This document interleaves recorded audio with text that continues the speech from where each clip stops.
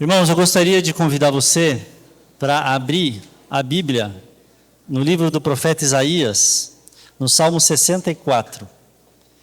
Desculpe, no capítulo 64.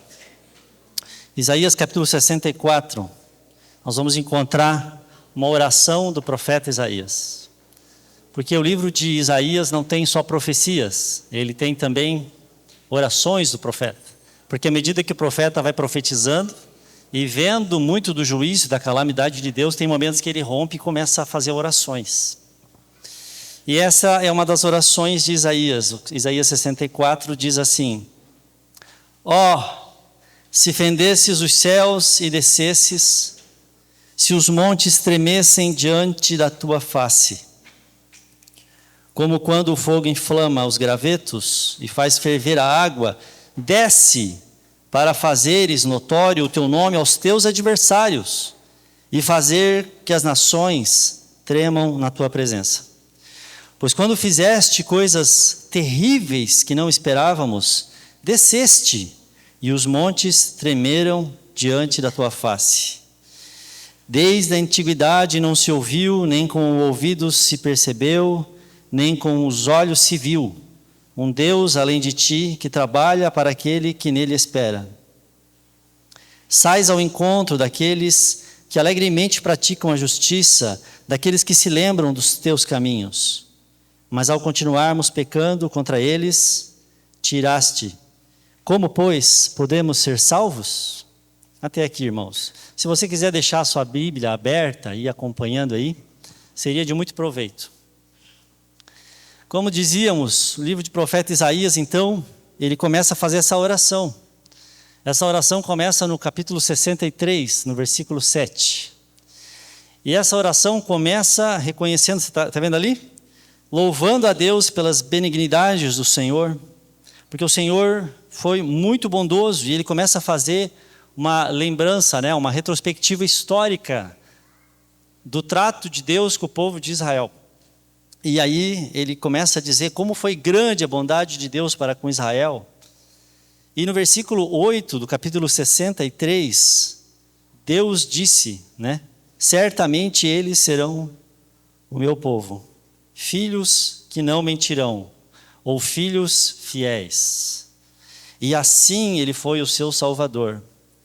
E então nos versículos seguintes, o 9, o 10, o 11, você vê Deus entrando junto com o seu povo, sofrendo com eles, livrando eles, dando a sua presença a eles, fazendo feitos gloriosos com eles. E aqui a ideia é a saída do povo do Egito. Foi quando o Senhor se manifestou, foi quando o Senhor fendeu os céus, e com sinais, maravilhas visíveis, nas pragas do Egito, e depois no Mar Vermelho, e depois no Monte Sinai, naquela manifestação visível, estrondosa de Deus, o Senhor desce e vai fazendo coisas espetaculares. Mas, versículo 10, eles foram rebeldes e contristaram o seu Espírito Santo. Então Deus, que era o Salvador, se torna o próprio inimigo deles e peleja contra eles.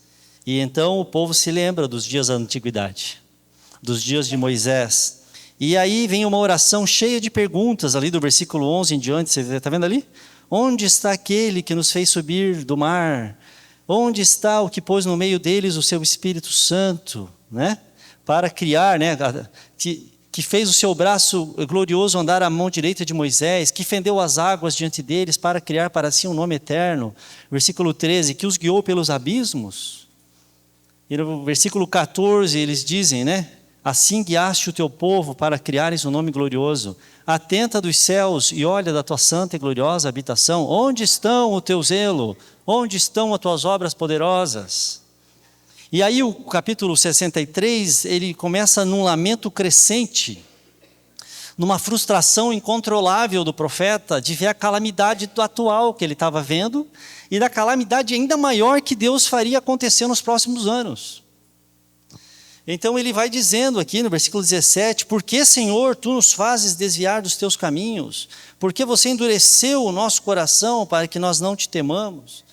Volta, Senhor, por que o Senhor foi embora? Parece que o Senhor pegou férias, parece que o Senhor está com a bateria fraca. Parece que agora não funciona mais o negócio. Parece que o Senhor, sabe? Está ali com aquele um palito da bateria, no modo econômico. Cadê o Senhor? Agora que a gente precisa. É um SOS urgente, o negócio está feio aqui, o negócio vai ficar pior ainda. Volta, Senhor, ele diz. Sabe? Nós somos os teus servos. Eles dizem que, sabe, nós somos os teus filhos, não era? Não era esse o projeto original de Deus? Eles me serão filhos fiéis, que não me mentem. E agora, lembra então que nós somos esses filhos, mas não parece que nós somos filhos, não tem diferença nenhuma, ele diz no final do capítulo 63. Não tem diferença nenhuma, porque a gente está sendo aí, a gente entrou na terra prometida, mas pouco tempo a gente realmente viveu o que era para viver. A gente não tem diferença para os ímpios, nós fomos dominados. E aí nessa crescente, sabe, frustração, indignação, vem esse ó do começo do capítulo 64, que é um homem misturando ira, misturando frustração. Está entendendo, irmão? Não é aquele ó de quem está declamando uma poesia bonita. É um ó dilacerado. Ó, se tu fendesses o céu, sabe? Se tu repetiu o que tu fez lá atrás. Se o Senhor pudesse fender os céus lá, sabe? Lembra do Sinai? Lembra quando tu fendeu os céus, desceu com fogo sobre a montanha, terremoto, poder, todo mundo impactado, impressionado, os cabelos jogados para trás, quem tinha cabelo, né? Sabe, fende os céus e desce. E faz notório, ele vai dizer ali, faz grande, sabe? Os montes, ele diz no versículo 2, como quando o fogo inflama os gravetos e faz ferver a água, desce, sabe? Faz a chapa arder, né? Sabe, faz um negócio... Dá um peitaço, Deus.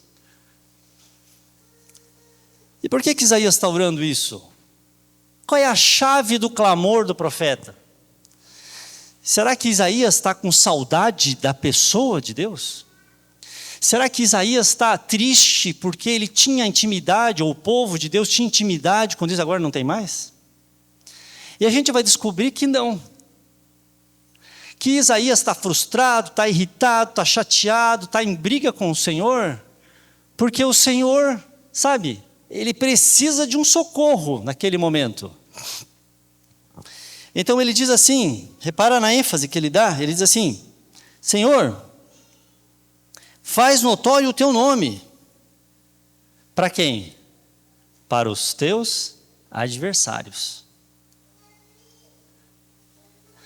Então ele diz assim, Senhor, sabe, faz algo espetacular para que os teus adversários sejam afugentados, para que as nações, sabe, estremeçam, tremam na base, sejam aterrorizadas. Era esse o desejo do Pai? O desejo do Pai é, eles serão meu povo, filhos fiéis. Esse era o desejo de Deus. Deus quer relacionamento com a gente, então Ele começa a nos tratar como filhos, Ele entra na nossa luta, na nossa angústia, Ele nos salva, Ele começa a manifestar a sua glória, não como um show de pirotecnia, mas para que aquilo produza a certeza no nosso coração de que esse Deus está nos atraindo para Ele. Isaías, diferente disso, não quer um pai, e nós somos iguais a Ele. Isaías quer um dispositivo. Ele não é que ele não quer um pai, ele não quer nem mesmo uma pessoa. Isaías quer um poder de artilharia, você está entendendo? Isaías quer, sabe, chumbo grosso contra os inimigos. Então Isaías está chateado, está angustiado, não é porque ele sente falta da presença de Deus, não. Isaías está indignado porque Deus está se afastando e está deixando o espaço aéreo vulnerável para o bombardeio cair na cabeça deles. E isso é ruim, isso fere os interesses daquele povo. Isso fere os nossos interesses também. E então ele grita, volta Deus, mostra tuas credenciais de fogo, de ira, de terremoto, de juízo. Então, irmãos, se o Espírito Santo começar a vasculhar nossa vida, nossa mente, nosso coração, nossas motivações, nós vamos descobrir que nós tratamos o Senhor de modo semelhante. Nós tratamos o Senhor como uma chave mágica, espiritual, que vai entrar e vai girar as engrenagens a nosso favor para que a gente seja abençoado, para que a gente tenha sucesso, para que a gente seja liberto, para que a gente ganhe vantagem. E isso é ultrajante da forma que Deus, contra a santidade, contra aquilo que Deus é. Deus está vendo filhos e Ele nos liberta, nos redime, Ele fende os mares, Ele fende os céus, Ele desce, Ele manifesta a glória. E os seus filhos, o que estão vendo? Deus olha para nós e vê filhos, e os seus filhos veem o Pai? Não, nós enxergamos isso, nós enxergamos o botão de emergência. Nós enxergamos a bateria antiaérea que vai nos livrar do mal. Nós enxergamos um 190 celestial, uma brigada de bombeiros celestial. Nós enxergamos um faxineiro dos nossos sentimentos ruins, dos nossos momentos menos legais da vida. Então ele vem, a gente liga e fala, está uma bagunça aqui, vem dar uma arrumada aí para mim. Ele vem lá como um diarista, né? Uma diarista espiritual, e vai fazer uma limpeza lá na nossa bagunça, na nossa sujeira, vai recolher o nosso lixo. E depois a gente fala, muito bem, realmente eu fiquei do lado de fora esperando, porque esse Deus é um Deus bom, Ele trabalha para aqueles que nele esperam, então a gente fica ali vendo Ele, fazendo tudo. E depois a gente fala, glória a Deus, parabéns. Então a gente quer isso daí, a gente quer basicamente, eu estou falando de mim. Você não tem ideia de quanto eu apanhei essa semana. Estou falando de mim. Eu tenho certeza que isso aí é para você também. A gente quer esse Deus manipulável. Esse Deus, sabe? Esse Deus caixa automático. Esse Deus bilionário que está ali, ingênuo, e que a gente interesseiramente chega nele, porque ele está meio, sabe, encantado com a gente. E a gente vai conseguir convencer ele, um pouquinho de conversa, para ele liberar aí o cartão para nós. E relacionamento não, sabe? A gente fica ali, stand-by, né? Então a prioridade de Deus, irmãos, não é essa. A prioridade de Deus nunca foi colocar os nossos inimigos de joelhos. A prioridade de Deus foi colocar os seus filhos de joelhos. Não foi fazer com que as nações tremessem, foi fazer com que primeiramente os seus filhos tremessem diante da sua presença. Porque se não começa em nós, vai começar com quem? Pedro vai dizer que o juízo de Deus começa na casa de Deus. Se a gente não tem esse amor, essa reverência, essa intimidade, essa paixão pelo Senhor, quem que vai ter? Se a gente quer usar esse Deus como gênio da lâmpada 3.0, sabe? Quem é que vai querer se relacionar com Ele? Então, é chocante, porque é uma das orações mais lindas da Bíblia, mas você vê Ele dizendo, para que... Esse é a motivação, desce, fende os céus, para que os teus inimigos tremam. Para que seus inimigos sejam impactados, fujam. E a gente possa reassumir o controle e depois viver do jeito que a gente gosta. Obrigado, Senhor, bom trabalho, parabéns aí, show de bola, o Senhor realmente é incomparável. O Senhor realmente tem um domo de ferro incomparável. E nós continuamos a nossa vida do nosso jeito. Então o Senhor, sabe, Ele não aceita isso daí, porque Ele é Pai. Não tem nada mais triste, irmãos, quando a gente vê filhos que não enxergam os seus pais como pais. Não sei qual tem sido a sua experiência, ou se você já testemunhou isso. Mas são aqueles filhos que infelizmente têm se multiplicado nos nossos dias, pelo que tenho observado, que veem nos seus pais não pessoas, mas solucionadores de seus problemas. São filhos que não veem os pais como pessoas que têm sentimento, que têm honra, que carregam desejos, dores, prazeres nos seus corações, mas são números de telefone dizendo, vem me buscar, porque aqui não me interessa mais. Ou, vem me tirar dessa enrascada que eu me meti, porque o negócio está feio. Vem pagar a fiança para mim. vem ajeitar a minha vida, vem me facilitar, vem me dar o celular que eu quero. Agora, comunhão com esse pai, com essa mãe, aí eu não quero. Aliás, eu não tolero nem que eles estejam no mesmo ambiente que eu estou, quando eu estou com meus amigos e eles estão ali. É insuportável a presença deles. É quase que uma repugnância pela presença do pai e da mãe. Então, são filhos que querem patrocinadores. Incondicionais, ilimitados, inesgotáveis. E que a gente só apela a eles quando a gente está metido numa enrascada ou quando, quem é filho de pai rico, a gente quer impressionar os outros e dar uma carteirada. Sabe de quem eu sou filho? Não venha me multar, seu guarda, porque eu sou filho do poderosão fulano de tal. Se chama carteirada ou carteiraço. Aí ele lembra de quem ele é filho, tá entendendo? Mas quando ele está junto ali, no 1 para 1, aí não é, sai da minha frente, velho. E Isaías está orando basicamente porque é uma soma das duas coisas. Eu estou numa enrascada e eu preciso que o Senhor venha, sabe? Eu vou invocando o carteiraço, está entendendo? Vem e mostra aqui que não é assim que podem me tratar.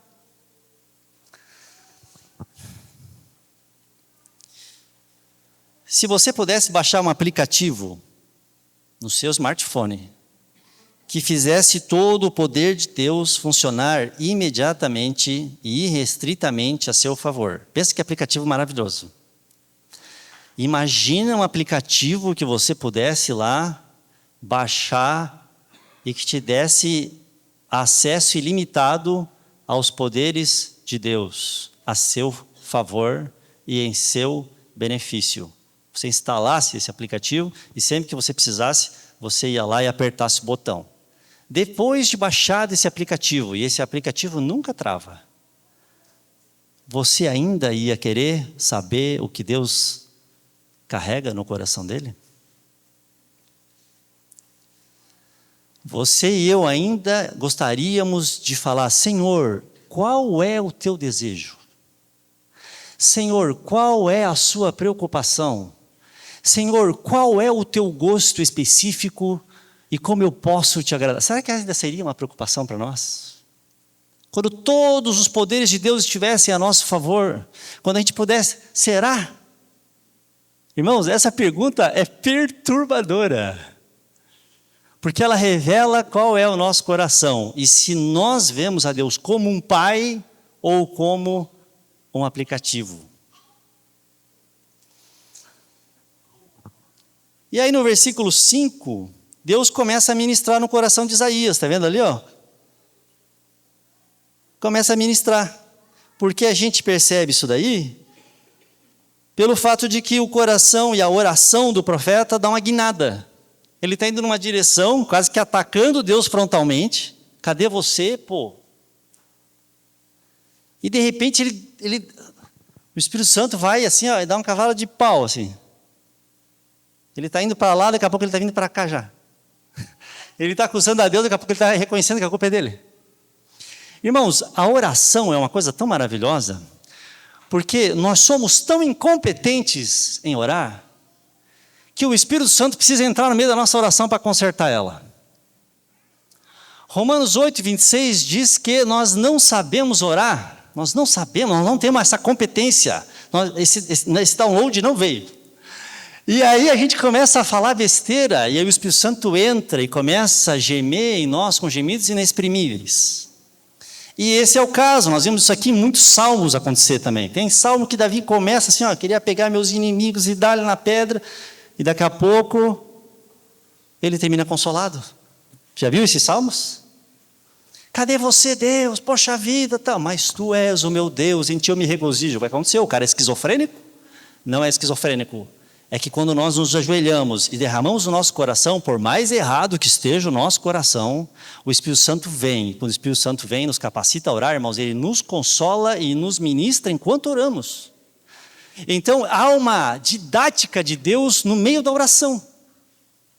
Você vai lá assim, certo de como resolver o problema. Você só precisa chamar Deus na beira do campo, você é o técnico de Deus.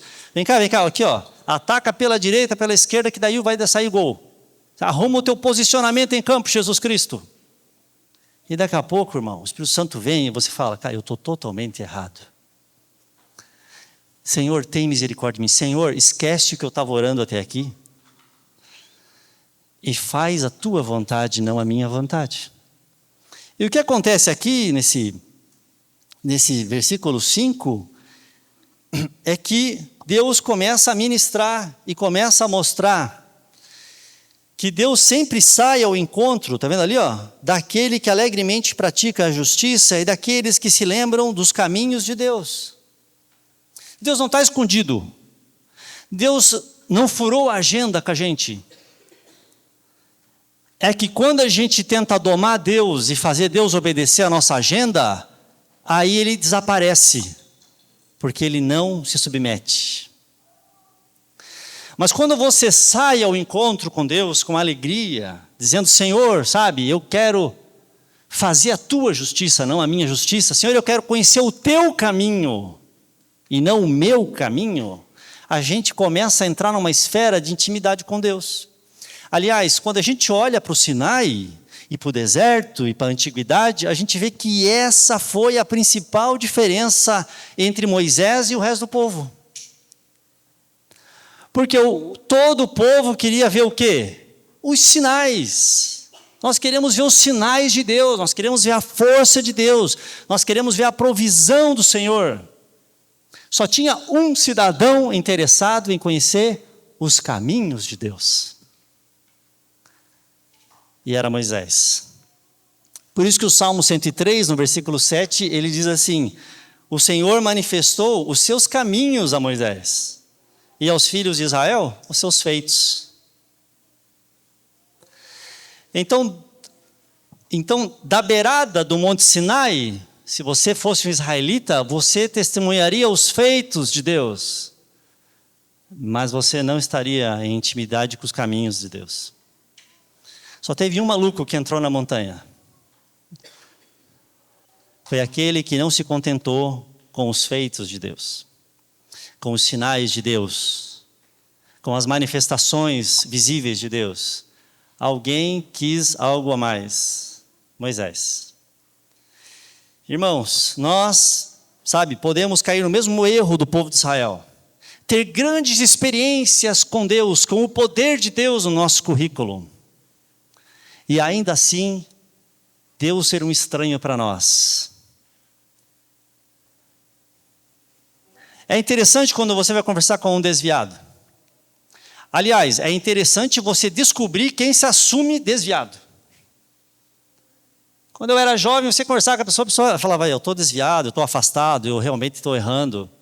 Hoje você conversa com as pessoas que estão desviadas e elas dizem, eu não estou desviado. Estou desigrejado, temporariamente. Porque eu não achei uma igreja boa para mim ainda. E aí você fala um versículo para uma pessoa dessa e você se admira, sabe por quê? Porque ela conhece a Bíblia e porque ela vai te citar várias experiências que ela teve com Jesus. Eu sou filho de pastor.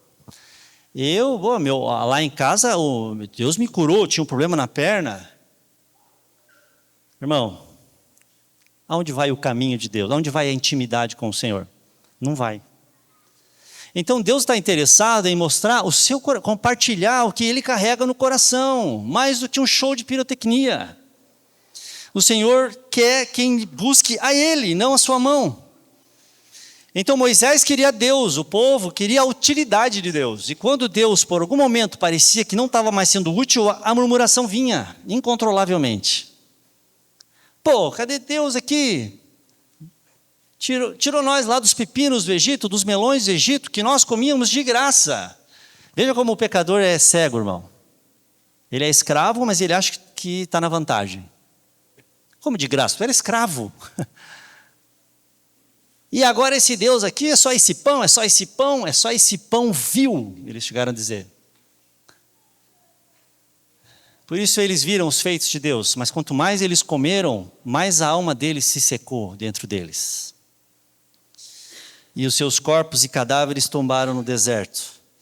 Então eles jamais se perguntaram qual era o caminho agradável ao coração do Senhor. Sabe, eles viram sinais, isso encheu os seus olhos, isso forrou os seus estômagos, isso encheu os seus bolsos, e infelizmente eles se satisfizeram com isso. Que perigo é quando a gente está satisfeito, não está ótimo, pô, tá excelente aqui, já vi um milagre, já vi a obra de Deus, já vi a bênção de Deus, sabe, o meu negócio está prosperando. A minha casa, que antes era uma gritaria, agora está melhor, o negócio está melhorando, está jóia, está 100%. Agora, buscar Deus também, né? Vamos ficar no meio termo, nem tão longe de Deus, que a gente se afaste, se esfrie demais, mas também não tão perto para não se queimar, entendeu? Vamos ficar no melhor custo-benefício, vamos ficar ali a uns 10 metros, porque 10 metros não é nem tão longe que o inimigo pode pegar, mas também não é tão perto que a gente tem que renunciar para uma vida de santidade. Então a gente fica ali no meio termo. Eu não quero perder minha vida, mas também não quero perder a eternidade. Então a gente faz ali um ping-pong com Jesus. Às vezes eu estou animado, às vezes eu não estou animado, às vezes a minha boca é suja, às vezes eu canto um hino, às vezes quando o negócio está ruim, aí eu lembro que tem vigília. Senhor, disse Moisés, conserva a glória do teu santo nome e mostra-me a tua face. O que queimava no coração de Moisés, irmãos, não era milagre, não era sinal, não era se Deus ia abrir o mar ou não ia abrir o mar. Senhor, glorifica o teu nome e mostra-me a tua face. Eu quero ser amigo de Deus. Eu quero que o meu coração seja um com o do Senhor. Custe o que custar, tenha que subir um morro. Irmãos, a gente tem uma fantasia que acha que o morro, né, a Cordilheira do Sinai era um morro fácil de subir. Dá a impressão assim que ele foi daqui ali na esquina, subiu um montezinho assim, e entrou no matinho e orou e pronto. Irmãos, sabe, o cara tinha quase 100 anos de idade, até mais de 100 anos de idade. E olha o que era isso. Trovões, relâmpagos, escuridão, não tinha lanterna do celular. Você entraria, né? Confiaria a Deus a esse ponto? Então esse era o coração de Moisés, mas hoje raros são os que desejam intimidade. Raros são aqueles que querem carregar no seu currículo, sabe, o hoje de Deus, e não um passado maravilhoso. Então, Isaías 64:5, como nós dissemos, Isaías estava lá, orava, não tinha percebido o que ele estava fazendo até aqui. Mas então o Espírito Santo vai lá e dá uma guinada, e ele diz, mas ao continuarmos pecando contra os teus caminhos, tu tiraste. Quando o Espírito Santo vem sobre nós, a primeira coisa que ele nos convence é que a gente está errado. É que o pecado e a culpa é nossa. Essa é a primeira marca do Espírito Santo, sabe? Ele diz no versículo 6, todos nós somos como o imundo, ou todos nós somos como o leproso, e todos os nossos atos de justiça são como o trapo de imundícia, que era o pano que as mulheres usavam para conter o fluxo da menstruação. Veja que coisa nojenta. Todos nós caímos como a folha, os nossos pecados como um vento nos arrebatam. Ninguém há que invoque o teu nome, que te desperte, que te detenha. Porque tu escondeste de nós o teu rosto e nos consumiste por causa das nossas iniquidades. Como é diferente essa oração, sabe? Uma mente limitada, uma mente sem a graça de Deus, ela é tentada sempre a insinuar que o mal está em Deus. Mas um coração arrependido diz assim, o problema está comigo. O problema está comigo. Você lembra lá em Isaías 63:17, ele diz, por que o Senhor me endureceu para eu pecar contra ti? Mas agora ele diz assim, não é isso, é que eu pequei e o Senhor se endureceu. É claro que Deus pode ter momentos de soberania, sem dúvida. Mas, irmão, eu vou te falar, a minha experiência pessoal com Deus, e nós sendo pecadores como somos, muitas vezes, irmãos, nós sempre somos culpados dos nossos pecados. Nós não podemos atribuir a soberania de Deus para dizer que, não, é porque assim, é que Deus, na sua soberania, quis que eu pecasse. Mentira. Nós somos pecado. O pecado é nosso. Então não é que Deus se afastou de nós para que a gente pecasse. Não, nós nos afastamos de Deus e o nosso pecado nos afastou do Senhor. Ou repeliu o Senhor de nós, porque Ele é santo 3 vezes. Então uma mente sem graça, sabe? Ele vai dizer assim, olha, Deus se afastou de mim, foi por isso que eu pequei. Mas não, eu pequei, por isso Deus se afastou de mim. Por isso eu me arrependo. Por isso eu peço perdão para o Senhor. Eu estava lembrando que no final do século XIX, os jornalistas de Londres enviaram uma série de cartas para os maiores intelectuais daquele tempo. E a pergunta que eles evocavam e pediam a resposta para os intelectuais da época era: qual é o grande problema do mundo? E então os filósofos, os intelectuais, os acadêmicos começaram a, redigir as mais complexas respostas a essa pergunta tão ampla e difícil. Chesterton surpreendeu a todos, e eu te digo que ele foi o mais sucinto e o mais correto de todos. Chesterton respondeu com pouquíssimas letras. Ele respondeu simplesmente com um telegrama dizendo: eu. Qual é o grande problema do mundo, Chesterton? Eu. O problema é que eu sou um pecador. O problema é que eu sou arrogante. O problema é que eu sou manipulador. O problema é que eu sou mentiroso. Irmãos, como é difícil alguém que chegue diante de Deus confessando os seus pecados. Não faltam subterfúgios para a gente fugir do ponto nevrálgico que é: nós somos pecadores. Não, isso aqui que é porque quando eu era criança eu tive um trauma. Não, é porque eu devo ter uma síndrome. Não, porque... Irmão, existe problemas de saúde? Existe problemas químicos? Existe. Mas sempre num software pecador. Sempre, sempre, sempre. Porque se arrumasse o seu problema de saúde, você ia descobrir que você continua pecador. E eu também. Então, quando o Espírito Santo entra ali, começa a mostrar para Isaías qual é o pecado, que o pecado era ele, que o problema era ele, que o problema era o povo, era o pecado do povo, ele começa a confessar. Porque nós continuamos pecando, então o Senhor se irou. Nós somos assim, nós somos leprosos, imundos, nós somos incorrigíveis, nós somos sonâmbulos, sonolentos, nós somos incapazes de ter iniciativa e te agarrar e dizer: não vai embora, Senhor, nos perdoa. Então os nossos anos vão passando, a frustração vai vindo, a vida vai escorrendo pelos nossos dedos e vai dando um vazio. A gente não vê o propósito das coisas. Eu achei que com a minha idade já estaria bem diferente, bem melhor, bem mais organizado na vida, bem mais estável, bem mais próspero, e parece que entra ano, sai ano, já está vindo dezembro, 2024 vai acabar. Por que que as coisas não acontecem? Por que que o vazio continua enorme dentro de mim, dentro de você? Por que que a gente continua deprimido? Por que que existe, essa busca, essa sede por uma coisa que nada sacia?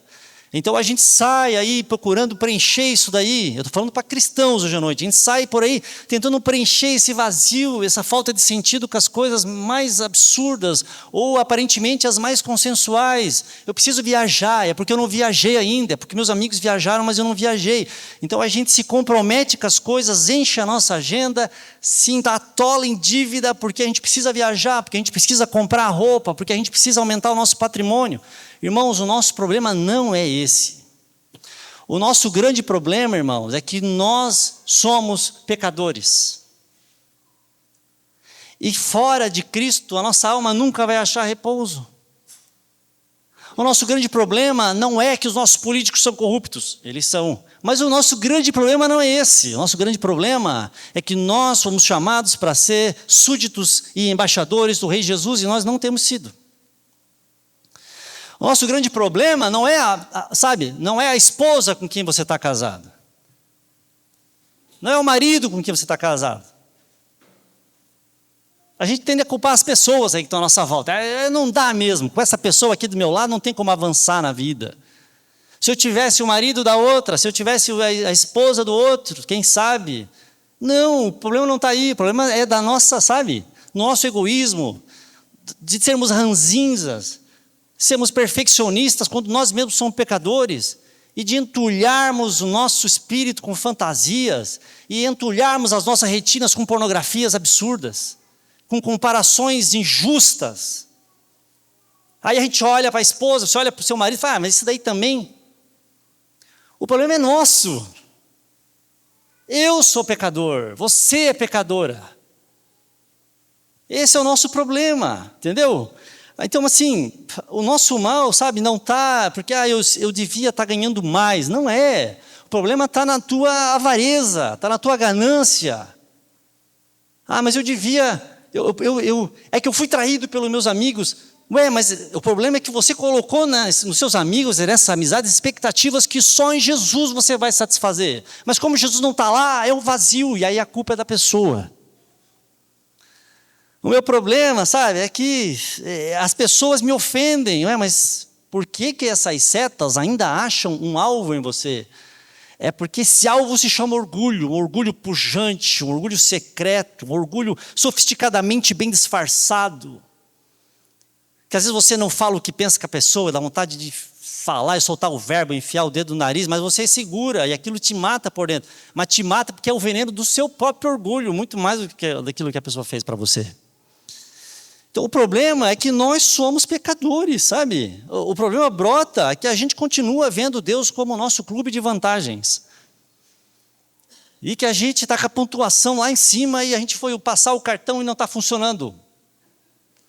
Poxa vida, sacrifiquei tanto, não perdi culto, e agora eu estou aqui, e abro o Instagram e a rede social, e está todo mundo melhor que eu. Cadê Deus? Desce, fende os céus, desce, Senhor, faz alguma coisa, me dá sucesso, me dá dinheiro, me dá vida boa.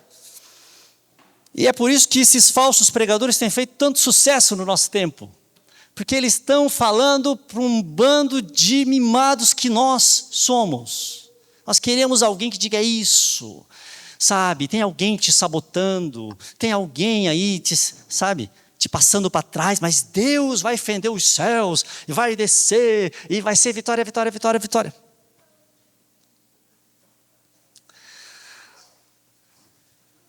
Só que nós não temos relacionamento pessoal com Ele. Passa ano, entra ano. Irmãos, nós fizemos uma vigília, vou ter que falar, nós fizemos uma vigília aqui, uma vez por mês.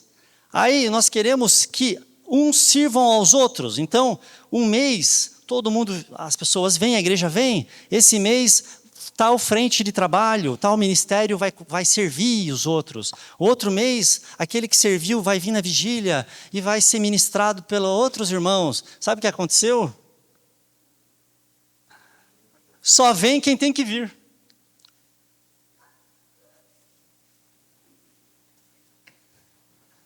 Não é uma vergonha isso? Aí você vai pensar, o Theo está chateado. Irmão, não estou falando por mim.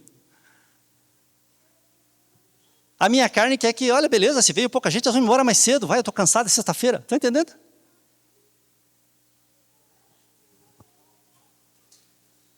Então passa ano, entra ano. Intimidade com Deus, não. Relacionamento pessoal com Deus, não. Isso daí não precisa, né? Aqui, ó, passaporte carimbado, cara. Maranata, Jesus, que eu estou até com assento marcado. Então entra ano, passa ano, a gente não se importa, sabe? Porque a gente não vê nele um relacionamento pessoal, é muito fácil pecar. É muito fácil pecar. Quando provocaram Jesus lá em João 8, ele falou assim, olha, aquele que me viu está comigo, ele não me deixou só, eu sempre faço aquilo que agrada a ele.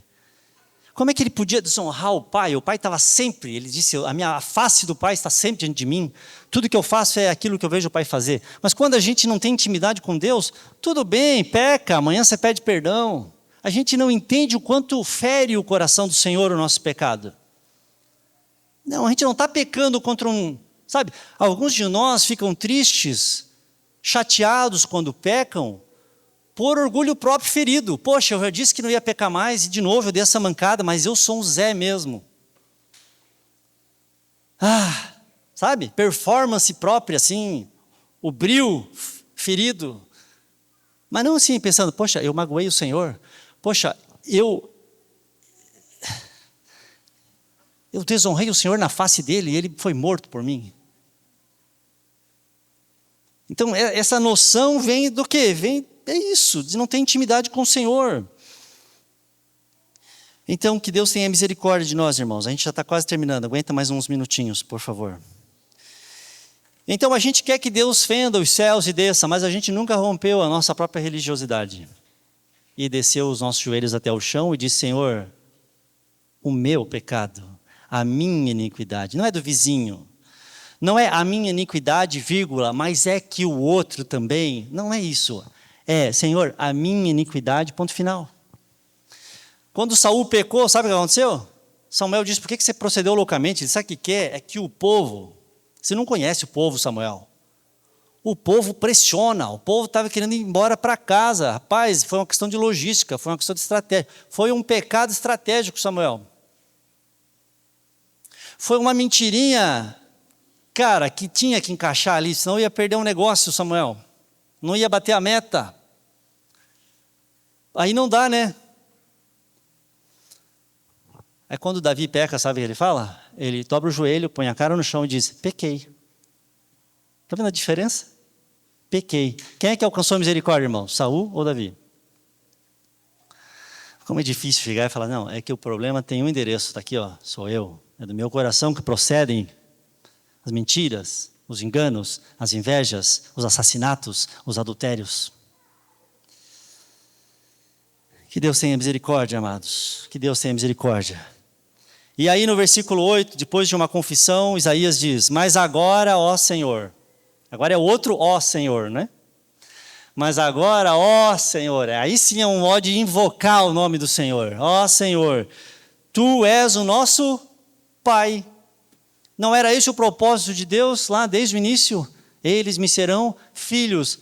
Então, o que precisa para agradar a Deus? É só corresponder ao propósito dele para mim e para a tua vida. Senhor, até hoje, sabe, eu não virei para ti e te enxerguei como um pai. Mas a partir de hoje, Senhor, Tu és o nosso Pai. Tu não é mais o meu dispositivo. Tu não é mais o meu clube de pontos. Tu não é mais a minha apólice de seguro. Tu não é mais o meu bilhete premiado. Tu não é mais o meu dispositivo militar contra os meus inimigos e aqueles que me, sabe, infernizam, a começar pelos meus clientes e pelo meu chefe, né? Não, Senhor, agora Tu és o meu Pai.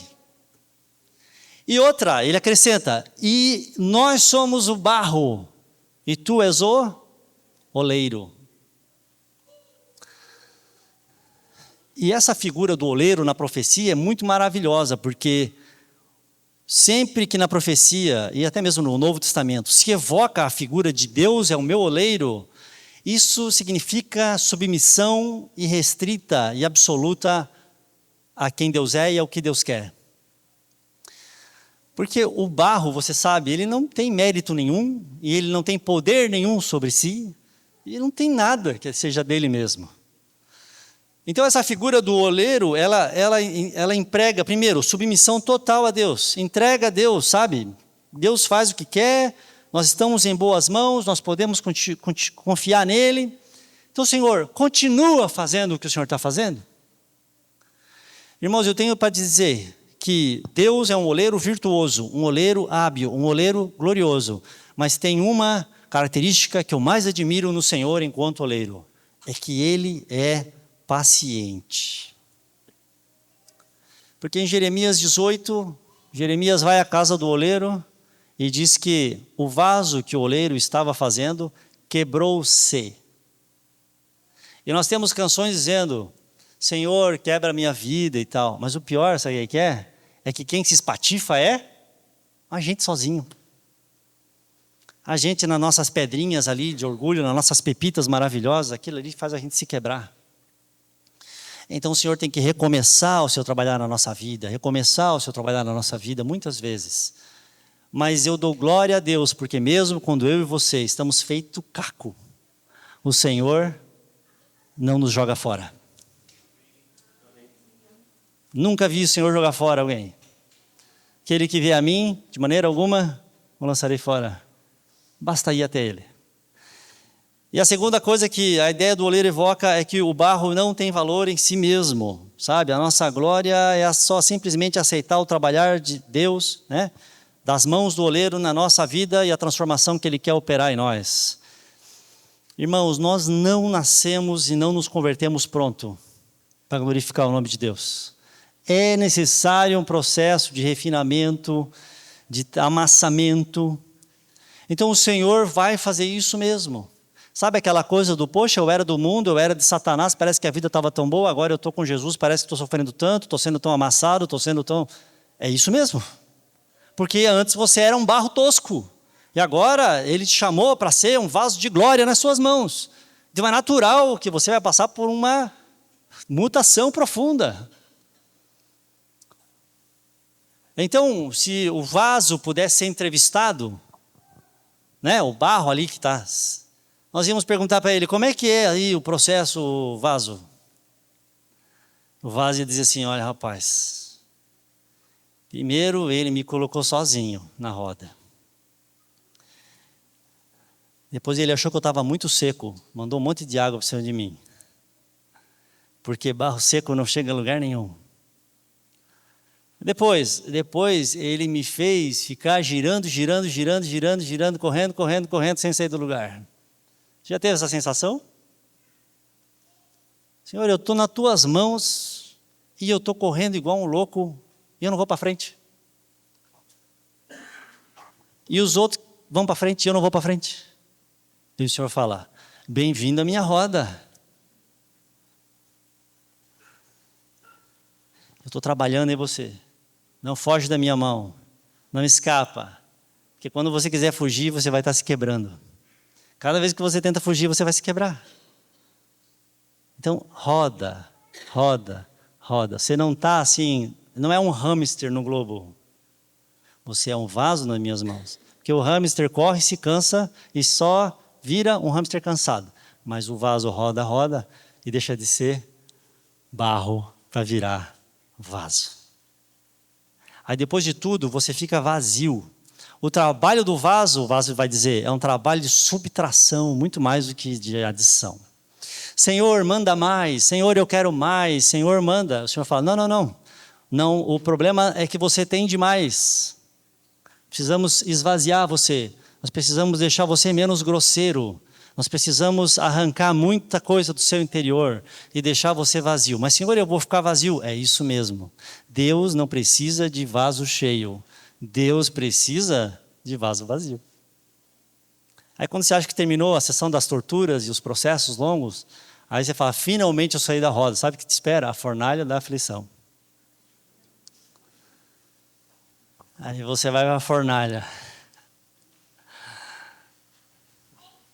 Irmão, aceita esse processo do Senhor.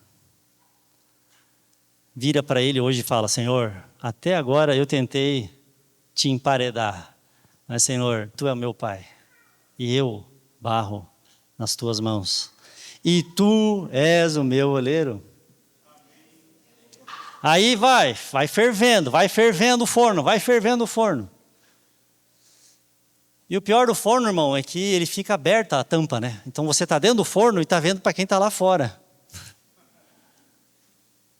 Aí você olha e fala, cara, mas aquele irmão ali não está no forno. Aquele irmão ali está na câmara de refrigério. Para mim, não. Quem já teve a sensação aqui que estava sozinho no forno e que estava todo mundo de boa, só você estava no forno queimando lá. Parecia que era o esquenta para o inferno. Mas não era o esquenta para o inferno, era o Senhor fixando o que Ele aplicou na sua vida. E daí quando você sai, você fala, não me resta mais nada. Acabou-se a minha história. Fui queimado, fui triturado, fui amassado, fui dilapidado, fui subtraído, fui girado sem sair do lugar. Aí o Senhor fala, agora você está do jeito que eu quero. E como é que é o jeito que Ele quer? Coríntios nos diz como o Senhor nos quer. Como é que o Senhor nos quer, irmãos? Ele nos quer vasos simples, mas cheios do tesouro de Deus. Temos, porém, esse tesouro em vasos de barro, para que a excelência do poder seja não de nós, mas de Deus. Aí, irmão, a tentação vem, o orgulho vem, você fala, não, desculpa, você errou de endereço, porque a graça que você está vendo em mim é um tesouro que veio de fora para dentro. Tesouros em vasos de barro. Então, Isaías, sabe, ele termina o capítulo 64 com aquela tentação de voltar a reclamar, dizendo, tá bom, Senhor, nós pecamos, Tu és o nosso... Mas assim, não está fácil, sabe? Não está fácil, não está fácil, não está fácil. Aí sabe qual é a resposta de Deus para a gente terminar, amados? A resposta de Deus é surpreendente. A resposta de Deus está em Isaías 65, versículo 1. E a resposta do Senhor é, fui buscado pelos que não perguntavam por mim, fui achado por aqueles que não me buscavam, a um povo que não invocava o meu nome, eu disse, eis-me aqui, eis-me aqui. Então, Isaías está na crise sua com Deus. É o meu povo, é o meu interesse, é a minha família, é o meu negócio, é a minha situação, é a minha realidade com Deus. É nós dois aqui. Sabe como é que Deus responde para ele? Tem uma terceira parte que você está ignorando e que eu estou desejoso para me revelar. Deus nos arranca do nosso problema, não nos dando o que a gente queria, mas mostrando e abrindo os nossos olhos para a gente ver que tem muita gente à nossa volta, que Deus está desejoso por se revelar através de nós. E que nós somos milionários perto dessas almas sedentas, maltrapilhas e famintas. Então você acha que Deus vai explicar? Não, ele diz assim, olha, escuta, é que tu está achando que é só eu e tu, mas tem todo um povo que precisa de mim, tem toda uma cidade que precisa de Jesus, tem um vizinho, tem o teu trabalho, sabe aquele chefe que te atormenta? Ele precisa de mim, eu quero me revelar para ele, eu quero dizer para ele, eis-me aqui, eu quero usar a tua vida. Então, sabe, sai para fora de ti, esquece um pouco de ti e olha para os propósitos de Deus. Irmãos, o mundo precisa conhecer o Jesus que nós carregamos. E quando a gente liga o modo missionário, a gente descobre que os nossos problemas não são tão grandes assim. E é assim que o Senhor quer nos tirar das nossas crises de autocomiseração. É mostrando para o mundo quem Ele é. E o que Deus está falando basicamente é o seguinte, olha, esquece de mim como um dispositivo, como uma bola de cristal ou como uma cartola de mágico e se relaciona comigo, porque quando você se relaciona comigo eu te encho do meu tesouro em vaso de barro e aí eu pego você como vaso e levo para enriquecer o mundo à sua volta. É isso que Deus quer fazer. Então Deus respondeu a oração de Isaías? Deus respondeu, irmãos. E o mundo precisa saber disso. Isaías falou, ó, se fendesses o céu e descesses. E de fato Deus respondeu essa oração de Isaías. Não só em Isaías 65, mas anos depois. Porque uma segunda vez o Senhor desceu, fendeu os céus e desceu. Mas a segunda vez que ele fendeu os céus e desceu, não foi como a primeira. A primeira foi com uma majestade aterrorizante. Mas a segunda vez que esse Deus fendeu os céus e desceu, foi de maneira humilde e amorosa. A primeira vez foi terremoto, fogo, relâmpago. A segunda vez, sabe como foi? Foi cumprindo o que o próprio Isaías profetizou no capítulo 9, no versículo 6. Um menino nos nasceu. Um filho se nos deu. Ali era Deus fendendo os céus e descendo de novo. E o governo está sobre os seus ombros. E o seu nome será maravilhoso conselheiro, Deus forte, Pai da eternidade, príncipe da paz. Então Deus voltou a fender os céus e desceu.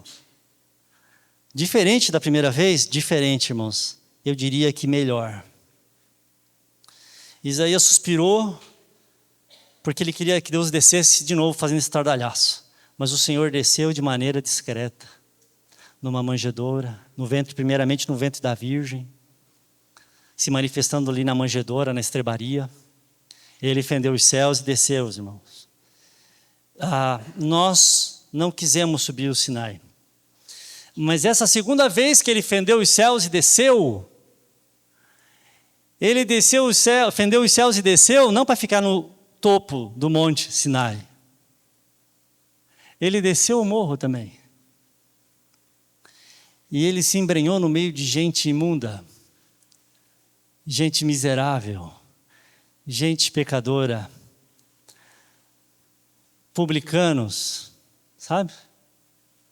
Essa foi a descida mais maravilhosa dele.